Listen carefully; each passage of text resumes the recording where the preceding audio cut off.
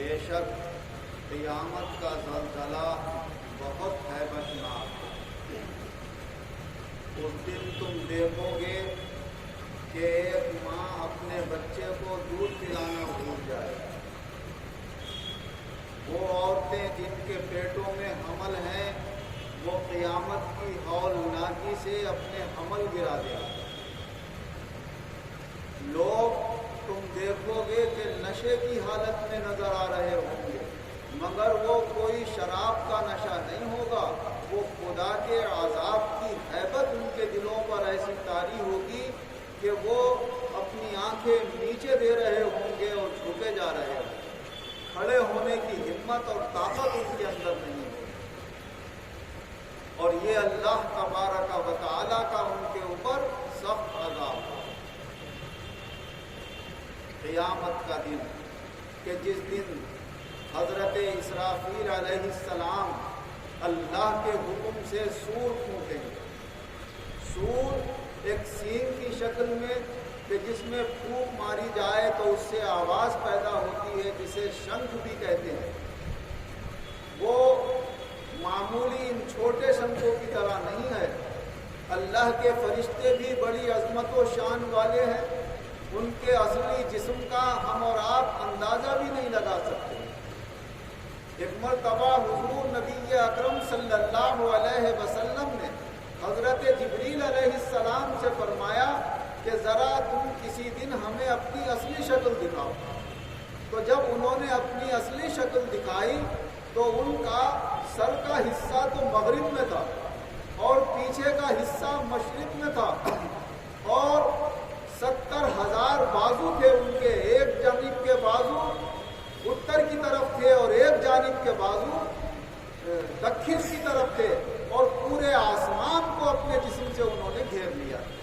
یہ اللہ تبارک و تعالیٰ نے ان کو عظیم جسم عطا فرمائے ہیں، اور جیسا جسم ویسی ہی ان کی پھونک، اور اس پھونکنے کے لیے ویسا ہی ان کے منہ میں شنکھ اور باجا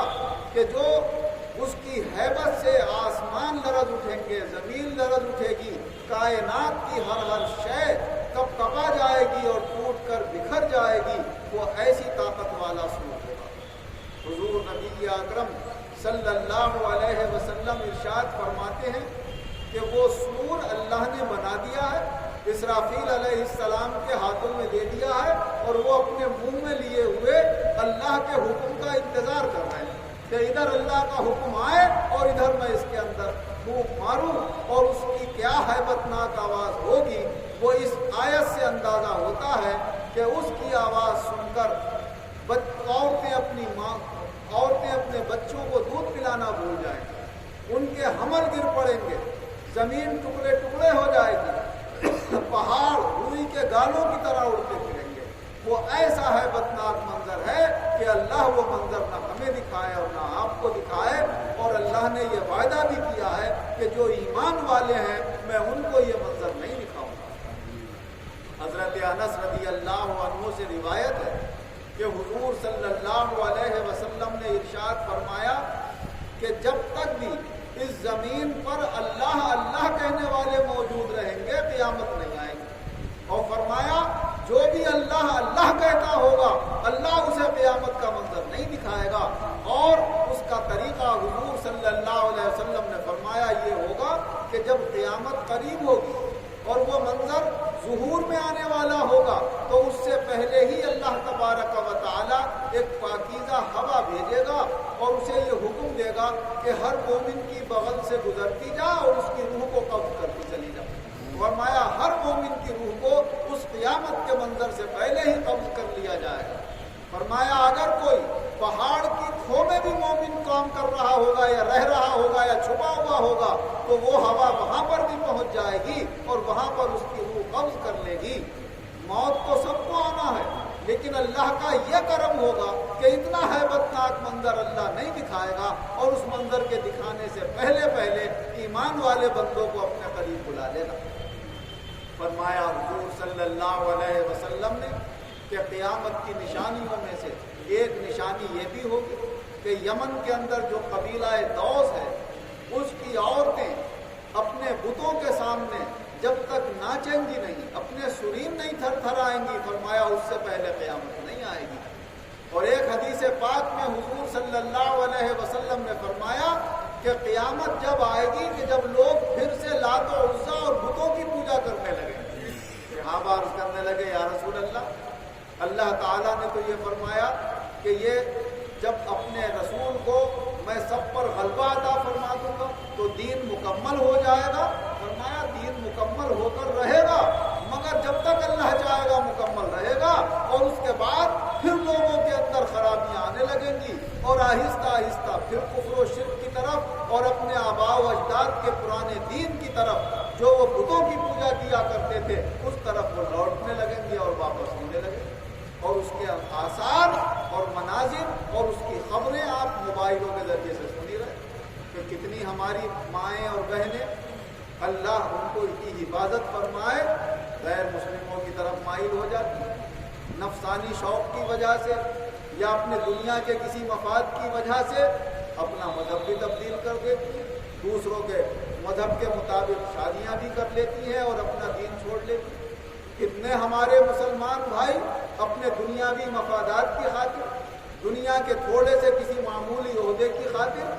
شرک کے اوپر اتر آتے ہیں اور غیر اللہ کی عبادت شروع کر دیتے ہیں۔ تو یہ سب چیزیں بتا رہی ہیں کہ یہ دنیا لوگوں کے ذہنوں پر اور دلوں پر ایسی چھا جائے گی کہ کوئی عہدے کی خاطر، کوئی مال کی خاطر، کوئی اپنی پریشانیاں اور الجھنیں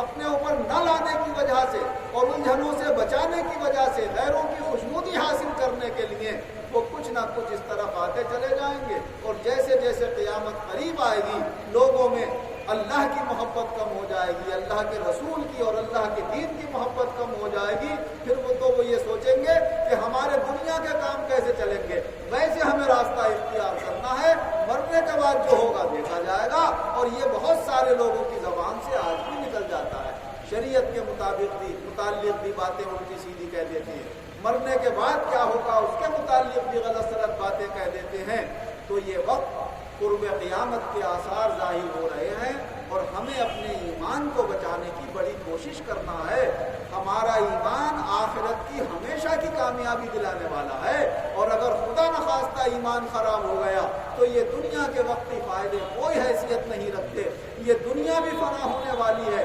یہاں کے سارے فائدے اور تکلیفیں بھی فنا ہونے والی ہیں، اور آخرت کی تکلیفیں اگر آئیں تو وہ ہمیشہ رہیں گی۔ آخرت کا فائدہ ملا تو ہمیشہ کے لیے رہے گا، اس لیے ہمارے ایمانوں کی بقا کی اشد ضرورت ہے۔ اللہ تبارک و تعالی ہمیں اپنے ایمانوں کی حفاظت کرنے کی توفیق عطا فرمائے، اور اللہ غیب سے ہماری مدد فرمائے، اور اس ایمان کے ساتھ ساتھ اچھے اعمال اور اچھے عقائد کی دولت بھی اللہ ہمیں عطا فرمائے۔ آمین وآخر دعوانا ان الحمدللہ رب العالمین والعاقبۃ للمتقین والصلاة والسلام علی خیر خلقہ محمد وآلہ واصحابہ اجمعین۔ اے اللہ ہمارے گناہوں کو معاف فرما، آئندہ گناہوں سے بچنے کی توفیق عطا فرما، سب بیماروں کو شفا عطا فرما، قرض داروں کو قرضوں سے نجات عطا فرما، بے روزگاروں کو اچھے روزگار عطا فرما، جو برسر روزگار ہیں ان کو روزگاروں میں خیر و برکت اور ترقی عطا فرما، بے دینوں کو دیندار فرما، دینداروں کے دین کی ایمان کی حفاظت فرما، اور زیادہ صلاحیت پیدا فرما، ہمارے خیر کی توفیق عطا فرما۔